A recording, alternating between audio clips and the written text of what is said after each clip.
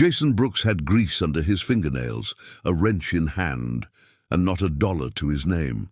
The rusted signage above his garage in small-town Ohio read Brooks Auto Repair, though half the bulbs were burned out.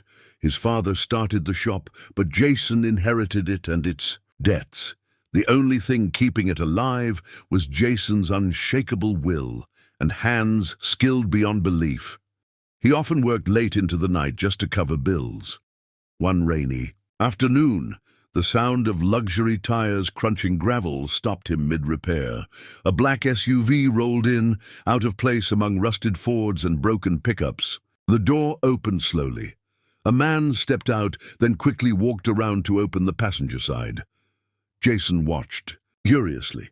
From the passenger seat, a young woman slid into a motorized wheelchair with practiced ease. She had short dark hair, strong eyes, and a guarded expression. She wheeled toward Jason, without waiting for help. "Are you Jason?" she asked. He nodded, wiping his hands. "I was told you fix anything," she said. Her tone was skeptical, testing him. Jason glanced at the high-end vehicle behind her. "That depends," he replied. "What is it you need me to fix?" She rolled slightly closer, the wet tires of her chair squeaking against the concrete floor. "It's a prototype car," she said. "Custom engine. Nobody in the city wants to touch it. They're either afraid to break it or just uninterested." Jason leaned forward slightly. "And you came out here?" he asked, glancing toward the SUV. "You don't look local." She raised an eyebrow. "I'm not." She gave him a faint smile. "But I heard you're broke, desperate and good." Jason chuckled. "2 out of 3's not bad," he said. "Bring it in. Let's see what we've got." The car was unlike anything Jason had worked on. Sleek, electric with a complex battery system and a modified, voice-controlled dashboard. "Who built this?" he muttered, half to himself. The girl watched him with curiosity. "A private development team," she said. "Part of my father's company." Jason looked at her again. "And who are you exactly?" She paused. "Sophie," she replied simply.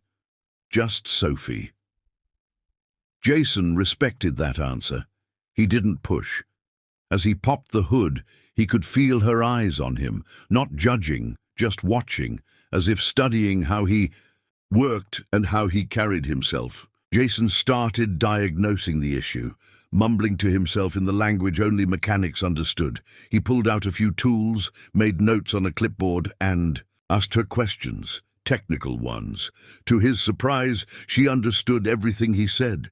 "You know your stuff," he remarked. Sophie nodded.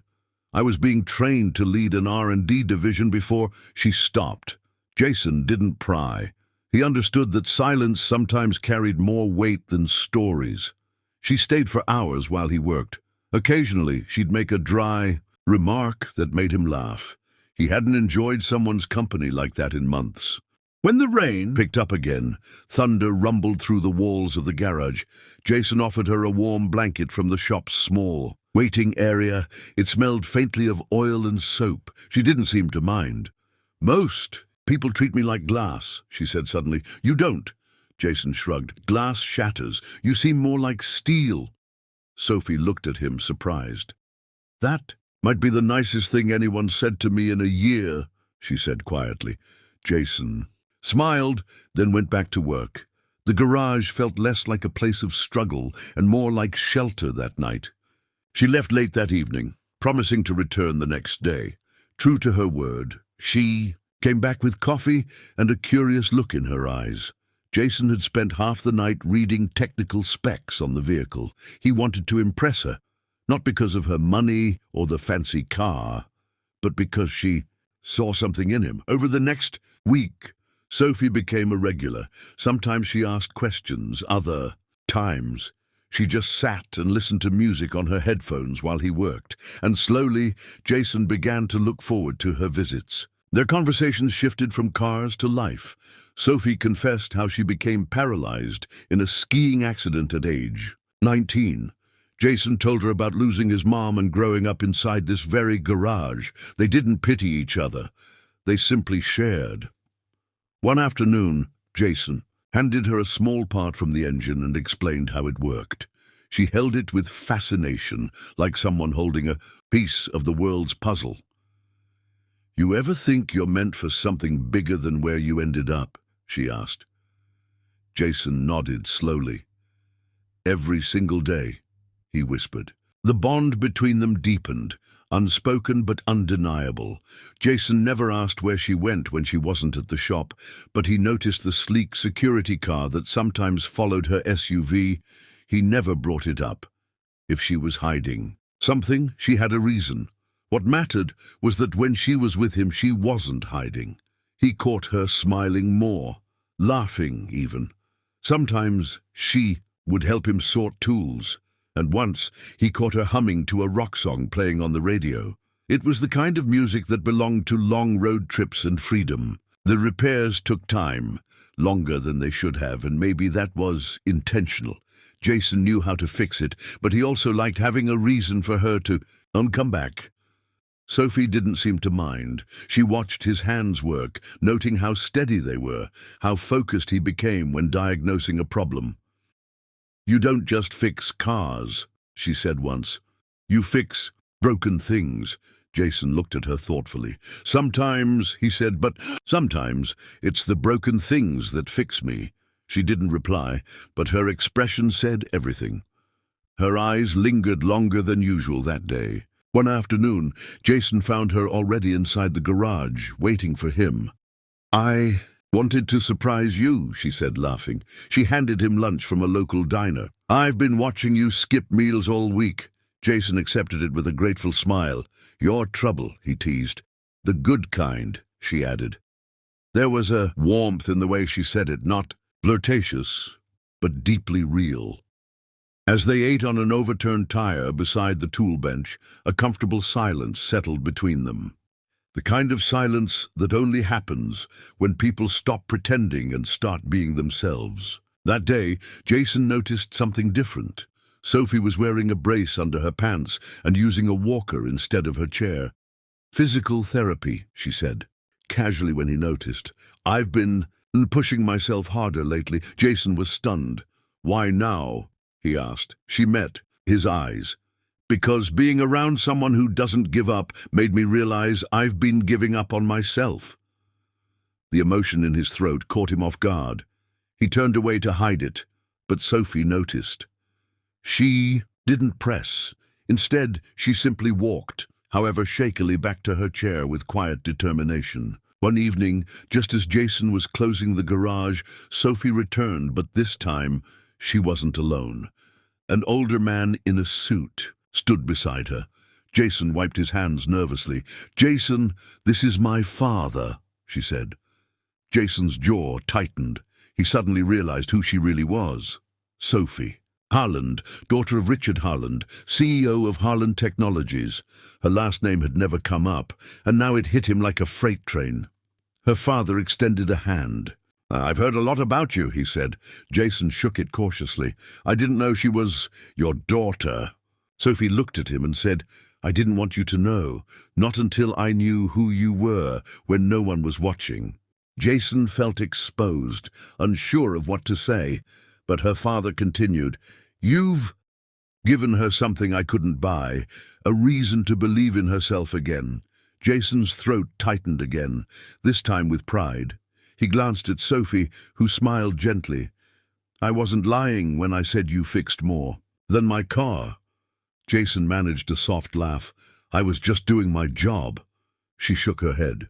"You were doing much more than that." The next day, the shop felt different.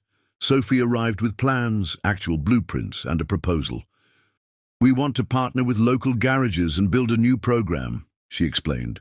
"Affordable repairs, training for disabled teens, mobility workshops. You'd run it." Jason blinked. "Why me?" Sophie grinned. "Because you're already doing it, just on your own, in silence and without support." Jason looked down at the old concrete floor, then back at her. "You think people would trust someone like me?" She leaned forward. "I did, and now they will too." The weight of what she offered left him speechless. The SUV, the custom car, the bodyguards, all of it made sense now. But none of that had impressed Jason the way Sophie's courage did. In every wrench turn and broken bolt, she saw something more in him, and in her quiet determination and fierce. Will Jason saw someone fighting to walk again, not just with legs, but with life. They were both broken in different ways, but maybe that's why they fit. Maybe that's why. For the first time in a long while, Jason believed something better was coming. He just didn't know how soon it would arrive. As the final bolt clicked into place under the hood, Sophie stood beside him, a single hand resting on his shoulder. "It's done," he said. "Good as new." She smiled. "No, Jason, better." He looked at her, confused. "The car?" She shook her head. "You? Us? This?" Jason swallowed hard, unsure what to say, so he just nodded. Outside, the sun dipped below the horizon, painting the sky in warm amber light. Inside that small-town garage, a broke mechanic and a billionaire's daughter stood quietly, 2 lives repaired, not by money but by belief, kindness, and one simple act of trust. Jason stepped into the garage before sunrise, expecting a normal day of tune-ups and old tires. But as he pulled up the bay doors, Sophie was already waiting, standing. Her hands gripped 2 silver crutches, but her posture was firm, eyes locked onto his with a smile that could melt steel. Jason stood frozen, barely blinking. The last time he'd seen her, she had been wheeled out by a nurse. Now she was here, standing in front of him. "I walked." "Jason," she said quietly, "you didn't just fix my car. You gave me something to believe in again." Jason walked toward her, unable to hide the stunned expression on his face. You're walking." Sophie nodded, her voice steady. 3 months of therapy. Every painful step, I kept thinking of your hands, how you worked with purpose even when people looked down on you. You didn't see me as a billionaire or as broken. You just saw someone who needed help. That changed me." He couldn't speak for a moment. He'd lived his life trying to hold himself together, never realizing he was holding someone else together too. They sat down in the break room, a place usually reserved for burnt coffee and sandwich wrappers, but today it felt sacred.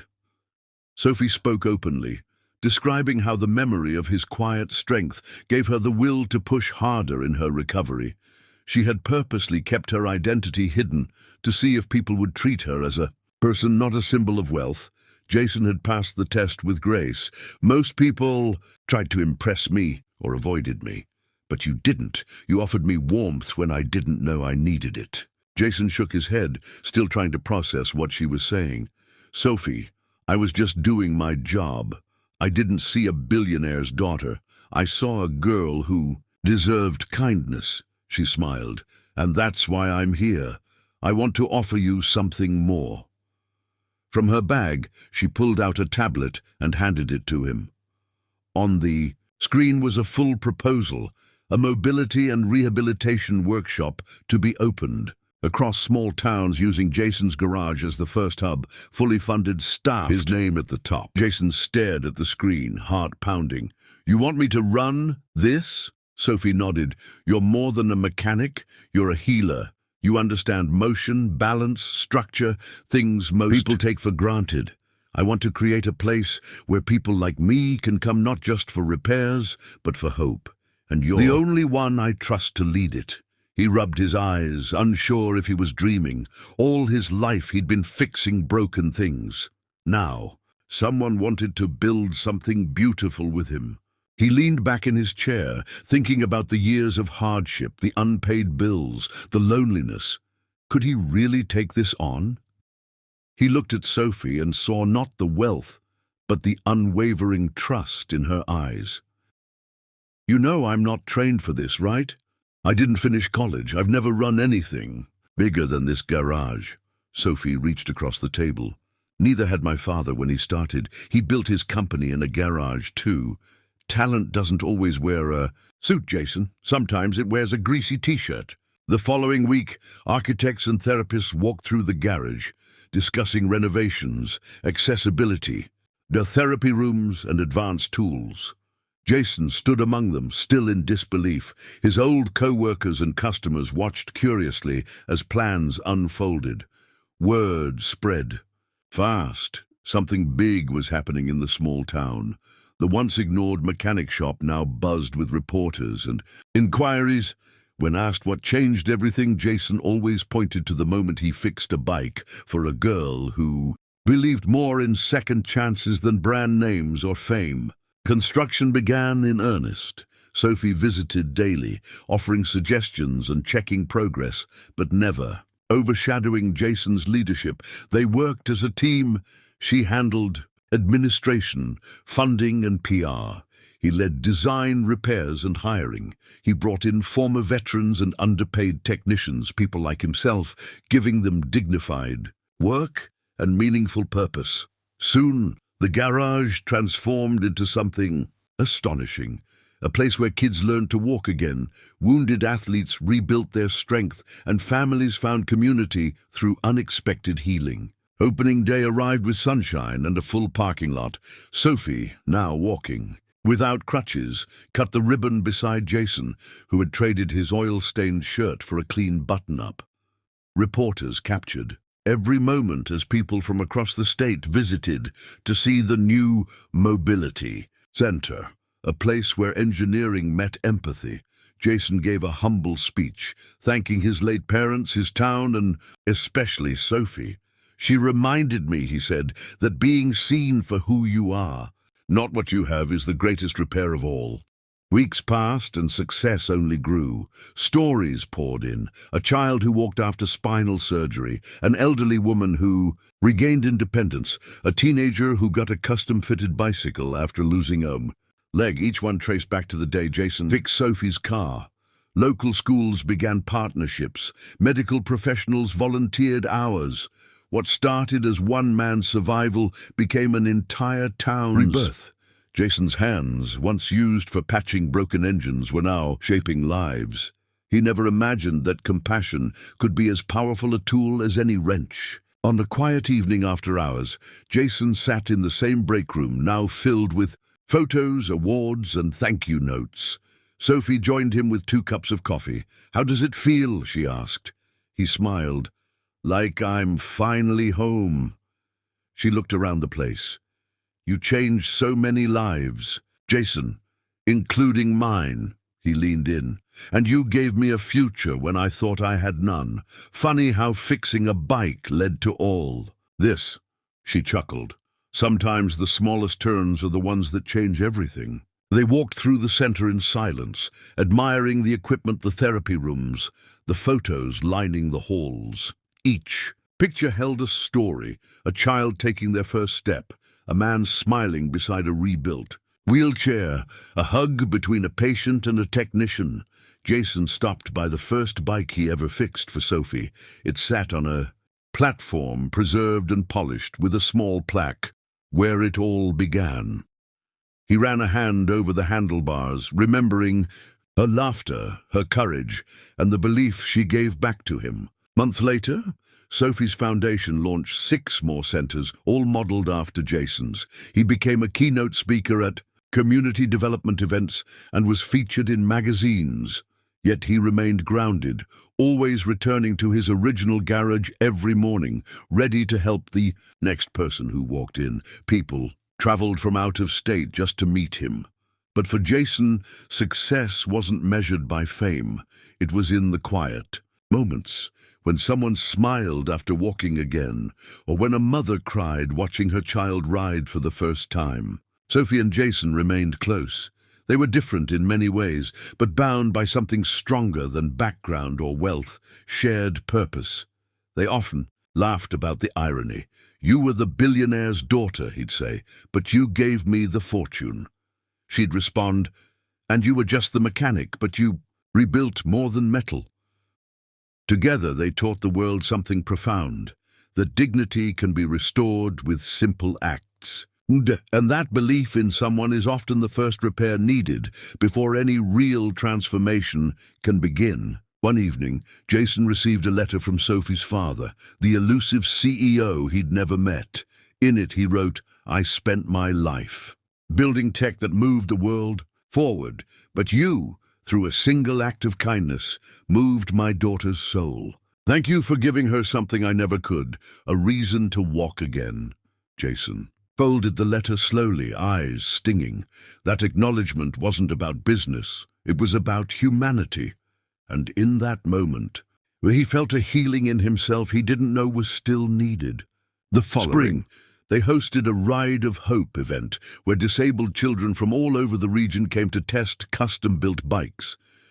Jason and Sophie watched the kids zoom around the courtyard, their laughter echoing like music. Parents cried, volunteers clapped, and Jason stood quietly, tears rolling down his face.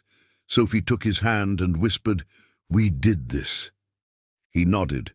"Because you let me." For a man once labeled broke and forgotten, those wheels spinning around the lot were worth more than any dollar sign.